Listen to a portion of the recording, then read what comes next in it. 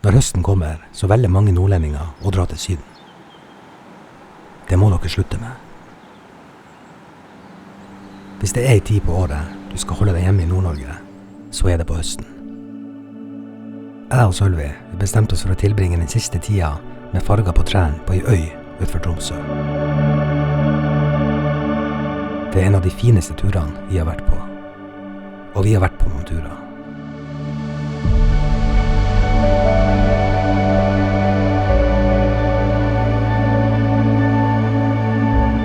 Da vi på Hansnes igjen for andre gang. Ja, bare andre gang. Ja, andre gang, ja. Og vi på tur til Norges vakreste øy, som Reinøya. Yes. Altså, vi så hypa som det går an til å bli. Reinøya, det gleder vi oss til. Reinøya jo svisken i pølsa. Ja. Nei, rosin i pølsa. Ja. Reinøya, det jo svisken i pølsa. Så har jeg også lyst til å se nordlyset, og det tror jeg faktisk, jeg tror du får se det. Tror du det? Ja, vi skal på nordlysguiding. Du skal få en guidet tur. Oi, Ja. det sant? Jeg vil si at jeg en av Nordkalottens beste på å finne nordlys. Ja, og på å finne nordlys på Reinøya. Ja da, på Reinøya. Ja.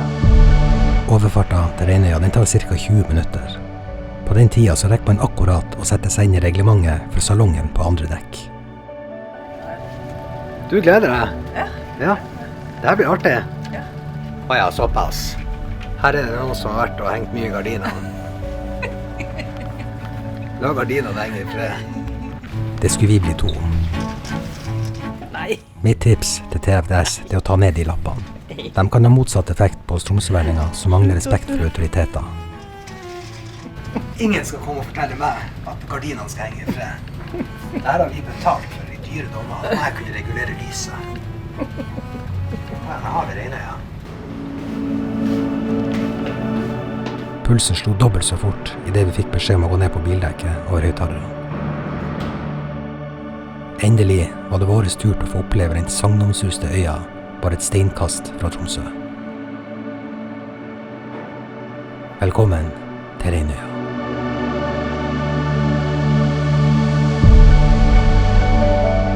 Da kan jeg si gratulerer. Da vi at vi på Reinøya. Ja. Og jeg tror vi helt alene på hele øya. Det her jo fantastisk, og for et vær. Ja, vi var alene på ferga. Ja. Kanskje det bare oss her. Helt alene på hele øya. De ordene skulle vi få svelge. Du vet at vi skal det eventyret nå. Det jeg har lyst til å gjøre nå, det var å få sotte den vogna fra oss. Og så drar vi på ekspedisjon. Ja. Ja. Tenk at da vi på Reinøya. Vi gjør hele øya for oss selv. Det en hel helg. Ja. Ja, det jeg tror vi kommer til å ende opp med i helga, det en sinnssyk naturopplevelse. I was made for this. Vi satte kursen mot Finnkroken feriehytter AS, og vi hadde hele campingplassen for oss selv. Nå skulle vi leve.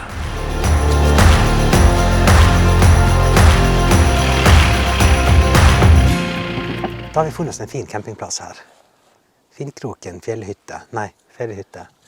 Det feriehytte. Ja, det spiller jo ingen rolle. Vi har faktisk klart å få strøm til campingvogna. Så det jo kjempebra. Det prestasjon i seg selv, det.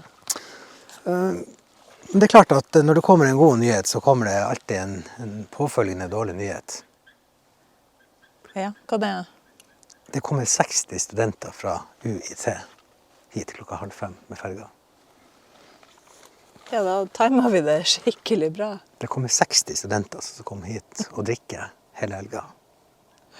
Så hvis du bare hører på den stillheten som nå, det forsvinner snart. Det vi ser nå, det å Sølvi har fått i oppgave å rigge til her. Innerst inne så visste vi at dette kunne ikke ende godt. Alt man må gjøre selv. Ja da, men vi må bidra litt alle sammen her. Ja. Vi bestemte oss bare for å holde hjulene i gang og leve i fornektelse. Det ser ut som denne kan passe Men så Sølvi tok seg en liten på øya, så gikk jeg bort for å prate med campingplasseieren om et litt sårt tema her på øya. Men det som bra, nå kommer det jo tunnel. Nei, det kommer ikke. Gjør det ikke det? Nei. Jeg må begynne med asfalt først. Nei da, den tunnelen vi startet jo her på midten på 90-tallet for at de skulle starte opp med tunnel i 1998.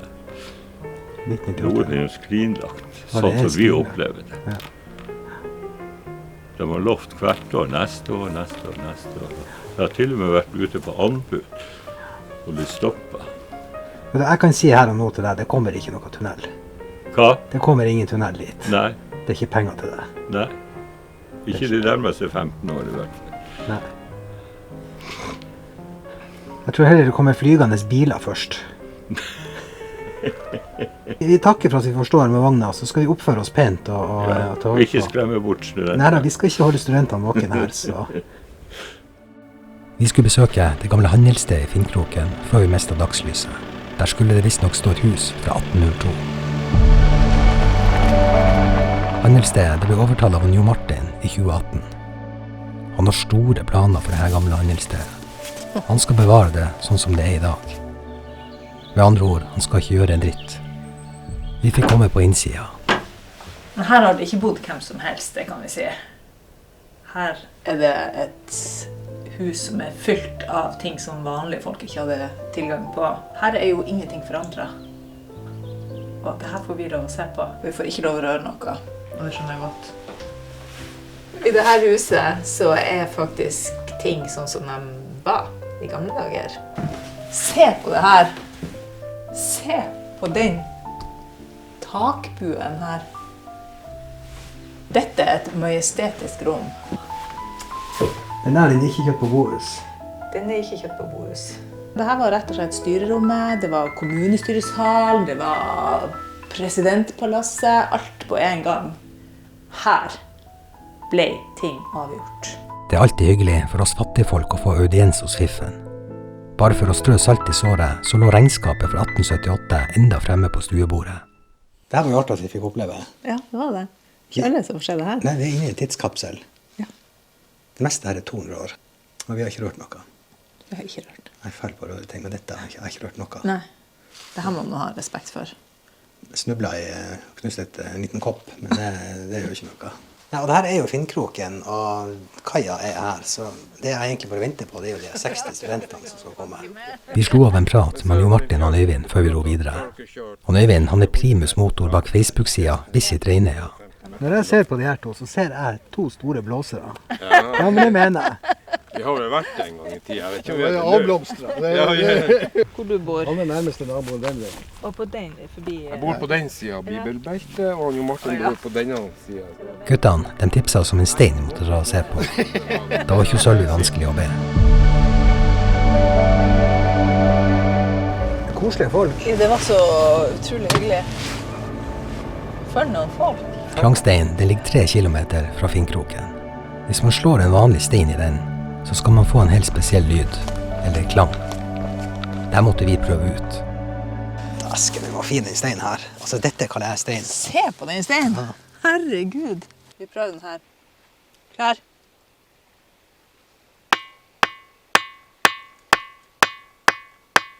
Det jeg kan si om den klangsteinen er jo at den ble jo satt opp her på begynnelsen av 50-tallet.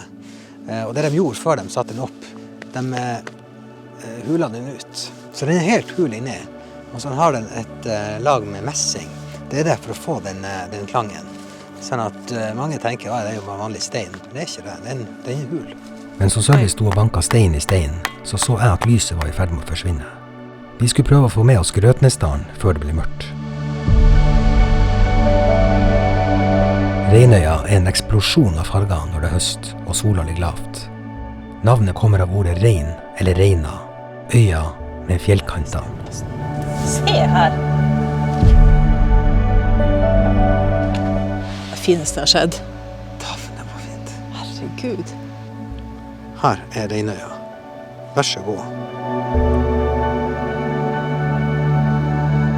Full av inntrykk så dro vi tilbake til vogna. Vi trengte mer klær, for nå var vi klar for en guidet nordlystur på øya. Ja, da er vi på nordlysjakt. Det er ikke en sky på himmelen, og det er vindstille, og det er meldt mye nordlys. Meldt veldig mye aktivitet utover Men det kvelden. som jeg bruker å si, man skal nok finne en nordlys uansett. Så er det at det er en av Nordkalottens beste til å finne nordlys og fotografere det. Ja. Yes. Ja, men det kan jeg skrive under på. Vi fant oss i fjæra med utsikt til Karlsjøya og vanna. Nå skulle Sølvi få se nordlyset fra Reinøya. Da vi I fjæra på Reinøya, og det her heter Fauskenes. Eller det forbi det? Fauske... Ja, det Fauskenes. Det Fauskenes. Det Fauskenes. Ja. Sånn at her skal vi ta noen fine nordlysbilder. Det jeg har lovt er jo en nordlysopplevelse fra en annen verden. Ok.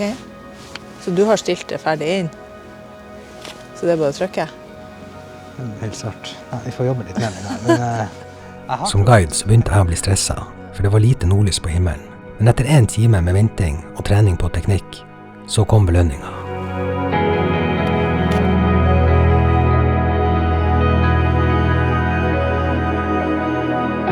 Nordlysbilder, det kan du. Det der ble jo kjempefint. Er du fornøyd med jakta? Jeg er veldig fornøyd med jakta. Ja, det er det. Ja, Men helt jeg er seriøst, det. Ja. Vi fikk jo se en eksplosjon på himmelen her. Ja. Det var jo nydelig. Det varte ikke så veldig lenge, men det skal ikke vare så lenge heller. Nei. Altså, jeg bruker å si, man kan fort gå lei. Nei, det... Etter en lang dag med flotte opplevelser, så skulle det bli godt å komme seg I seng. Vi hadde bare glemt av en viktig ting. Studenter. Jeg skal være ærlig med deg. Jeg I sjokk. Så det jeg tenker at vi ferdige. Vi ferdige. Ja. De har med seg egne diskolys. Og de her, de kan jo drikke det. Hva klokka nå? Klokka 1. De kan jo drikke det til 6. Jeg har en løsning på det her. Ja. Sånn. Da problemet borte. Det jo koselig. Det ikke det.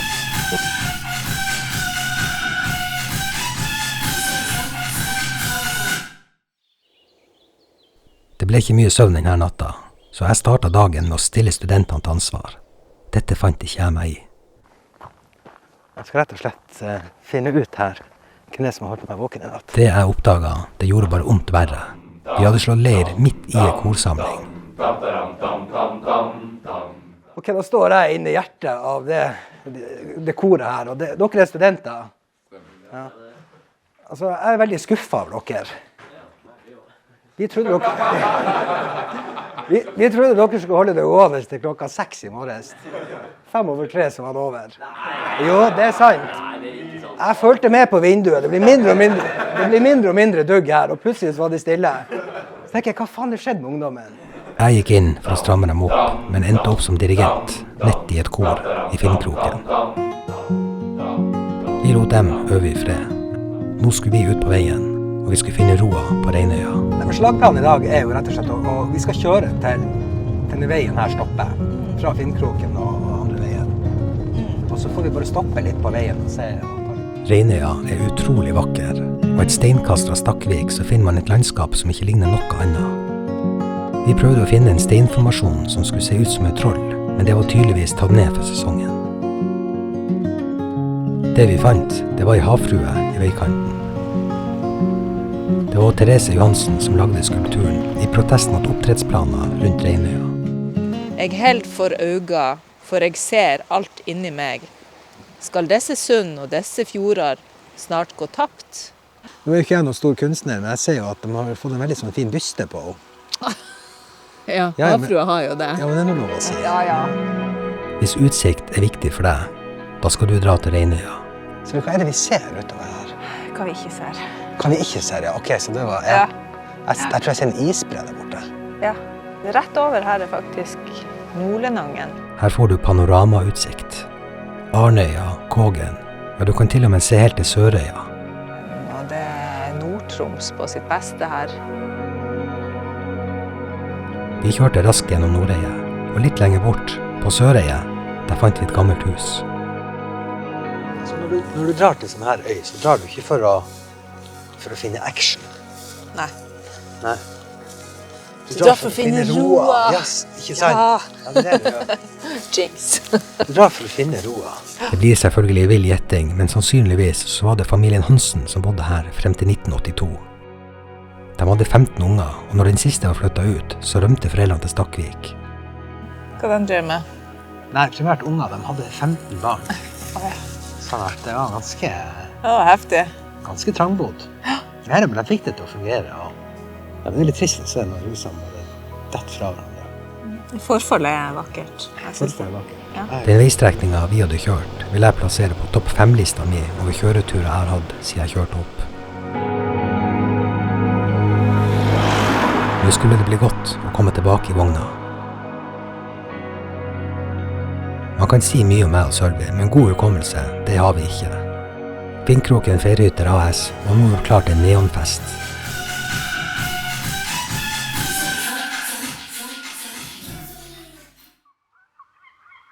Vi hadde bare ett alternativ denne kvelden. Da var vi i Finnkroken igjen, og jeg kan jo si hvorfor vi er her i Finnkroken.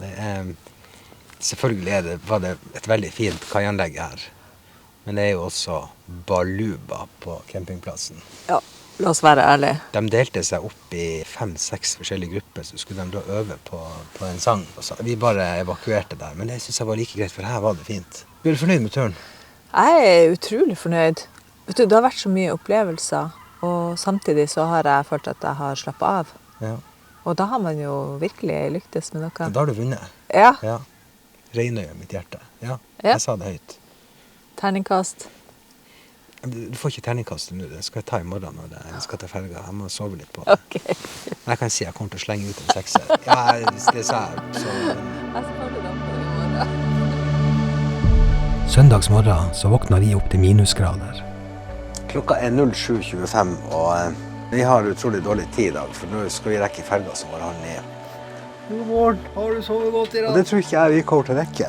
Det skal 1 time på oss. Det var trist å forlate Reinøya i det flotte høstværet, men det florerte ikke akkurat med fergeavganger på søndagene. Det er ikke hver dag jeg har sett på ferga fra Reinøya klokka halv 9 på en søndag. Det må jeg si, det her er første gangen.